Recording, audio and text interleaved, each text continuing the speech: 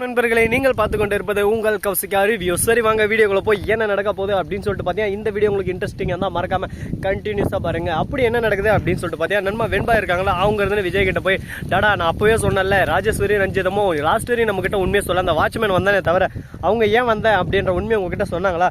அந்த இடத்த விட்டு நழுவின்னு போயிட்டாங்க.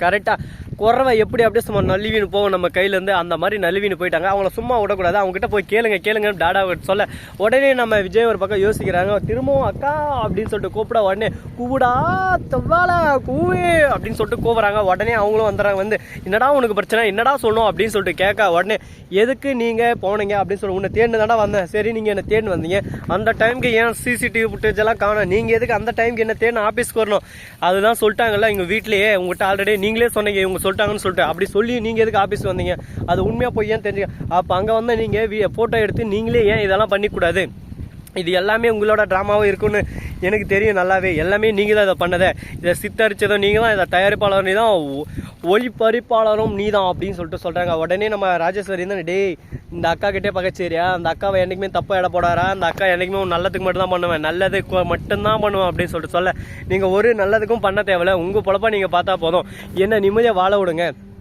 என் மல்லி இருக்கா எனக்கு, என் வெண்பா இருக்காங்க, இவங்க 2 பேர் போதும் எனக்கு. வாழ்க்கையில் எதை வேணாலும் நான் ஜெயிச்சுட்டு எங்கே வேணாலும் எந்த உயரத்துக்கு வேணாலும் நான் போவேன் அப்படின்னு சொல்லிட்டு எந்த உயரத்துக்கு போனதுனால ஃபஸ்ட்டு நான் இருந்தால் தான் உன்னால் போக முடியும். நான் உருவாக்கின சாம்ராஜ்யம்டா, இந்த சாம்ராஜ்யத்தில் நீயும் ஒரு தூசு, அப்படிப்பட்ட நீ வந்து இவ்வளோ பேசுறிய நீ அப்படின்னு சொல்லிட்டு கேட்க உடனே கட்டுப்பான நம்ம விஜய் என்னக்கா ரொம்ப பேசிட்டு போயிட்டே இருக்கீங்க நானும் சைலண்ட்டாக இருந்தா அப்படின்னு சொல்ல டே உண்மை ஒரு சில நேரத்தில் கசக்கு தாண்டா செய்யுதா, நான் உருவாக்கின சாம்ராஜ்யம்டா, இந்த சாம்ராஜ்யத்தில் நீ தூசு தாண்டா, இப்போ என்ன பண்ண முடியும் உன்னால சொல்லி பார்க்கலாம். இந்த சாம்ராஜ்யத்தை விட்டு வெளியே போய் முன்னேறி காட்டு பார்க்கலாம். வாழ்க்கையில் ஒருத்தன் ஹெல்ப் பண்ண மாட்டான் அவனுக்கு அப்படின்னு சொல்லிட்டு சொல்ல ரொம்பவே டிப்ரெஷனுக்கு தள்ளப்படுறாரு. உடனே அங்கேருந்து மன உளைச்சலுக்கு ஆளாயிட்டு உள்ளே போயிட்டு உட்காந்து இன்னும் யோசிச்சுன்னு இருக்காரு. என்னடா இது நம்மளை பார்த்து இந்த மாதிரி சொல்லிட்டாங்களே, நம்ம அக்காவுக்கு நம்ம மேலே பாசமே இல்லையே, நம்ம மேலே ஒரு அக்கறையே இல்லையா, கனியும் இல்லை, எதுவுமே இல்லையா அப்படின்னு சொல்லிட்டு வருத்தப்பட ஆரம்பிச்சிட்டாருங்க. வருத்தன்றது வாழ்க்கையில் வர்ற ஆனால் அந்த வருத்தத்தை நம்ம சரிதரமாக மாட்டி காட்டணும், அப்போ தான் நம்ம வாழ்க்கையில் முன்னேற முடியும். அதை விட்டுட்டு தேவையில்லாமல் வருத்தப்பட்டுனா எவ்வளோ நேரம்னாலும் வருத்தப்பட்டு தாங்க ஆகணும். சரி இந்த மாதிரியெல்லாம் ஒரு பக்கம் பிரச்சனைகள் போயின்னு இருக்கும் போது மறுபக்கம் என்ன நடக்குதுன்னு சொல்லிட்டு பார்த்தீங்கன்னா நம்ம வெண்பா குட்டி இருக்காங்களா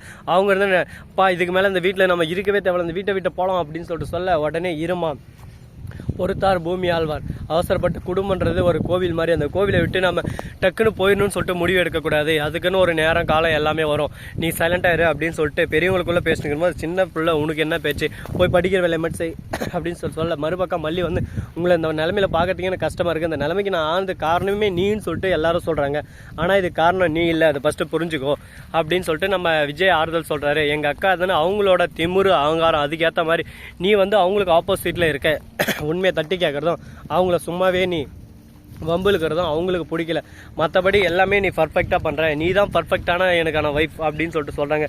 இதை கேட்கும் போது எனக்கு ரொம்ப சந்தோஷமாக இருக்குது விஜய், ரொம்ப சந்தோஷமாக இருக்குது அப்படின்னு சொல்லிட்டு சொல்கிறாங்க. இதை கேட்டதும் சரி ஓகே ஒரு பக்கம் மகிழ்ச்சியாகவும் இருக்குது. மறுபக்கம் எப்படி இருக்குன்னு சொல்லிட்டு பார்த்தீங்கன்னா நம்ம வெண்பா இருக்காங்களா அவங்க இருந்து கொந்தளிக்கிற புயல் மாதிரி ஒரு பக்கம் கொந்தளிக்க போகிறாங்க.